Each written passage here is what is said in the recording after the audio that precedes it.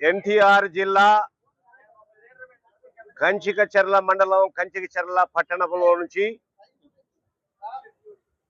దైవ సేవకులముగా కంచికచర్ల మండల pastors fellowship అలాగనే వీరులపాడు మండల పాస్టర్స్ ఫెలోషిప్ సభ్యులు క్రైస్తవ నాయకులు నందిగామ అలాగుననే చందర్లపాడు మండలానికి వచ్చినటువంటి క్రైస్తవ నాయకుల ప్రతినిధులు అందరూ మేమందరము కూడా ఈ యొక్క శాంతి ర్యాలీ నిర్వహించడం యొక్క తాత్పర్యమేమనగా 24వ తేదీ రాత్రి మధ్యరాత్రి వేళ దాదాపుగా మోటార్ సైకిల్ మీద నుంచి పేరుగాంచినటువంటి దైవజనులు ప్రవీణ్ పగడాలా గారు ఆయన హైదరాబాద్ నుండి రాజమండ్రి పట్టణం వైపు వెళుతూ ప్రయాణం చేస్తూ అక్కడ ఆయన ఊరు దాటిన తరువాత టోల్ గేట్ దాటిన తర్వాత యాక్సిడెంట్ గురైనట్లుగా వార్తా సమాచారం వినబడినది.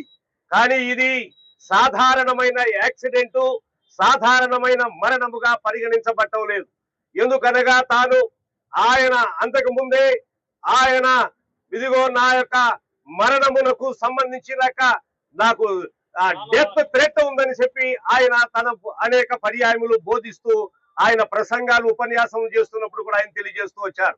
అయితే కేవలం ఈ 2 రాష్ట్రాలు మాత్రమే కాకుండా భారతదేశము అంతటిలోనూ ప్రపంచము అంతటిలో కూడా అనేకులు ఆయన యొక్క బోధనలకు ఆకర్షింపబడి తమ జీవితాలను మార్చుకుని యవనస్తులందరూ యూత్ అంతటికి కూడా ఆయన గొప్ప ఐకాన్ గా మారి అనేకుల జీవితాలు డ్రగ్ ఎడిస్టులు అలాగనే భయంకరమైన త్రాగుబోతులు భయంకరమైన జీవితాలు జీవిస్తున్నటువంటి వారందరూ ఆయన ప్రబోధనలకు మార్పు చెంది ఒక చక్కటి మంచి జీవితాన్ని జీవిస్తున్నారు. అంతేకాదు ఆయన్ని ఈ 2 రాష్ట్రాలు కేవలం క్రైస్తవ మత ప్రబోధకుడుగా మాత్రమే గుర్తించడం చాలా శోచనీయమైన సంగతి. ఎందుకనగా ఆయన గొప్ప సామాజికవేత్త, భౌగోళిక సంబంధమైన పరిస్థితులు, సామాజిక పరిస్థితులు, సాంస్కృతిక పరిస్థితులు, ఆర్థిక సంబంధమైనటువంటి సామాజిక సమానత్వమును గూర్చి ఆర్థిక సమానత్వమును గూర్చి బోధించుతూ వచ్చినటువంటి వారు.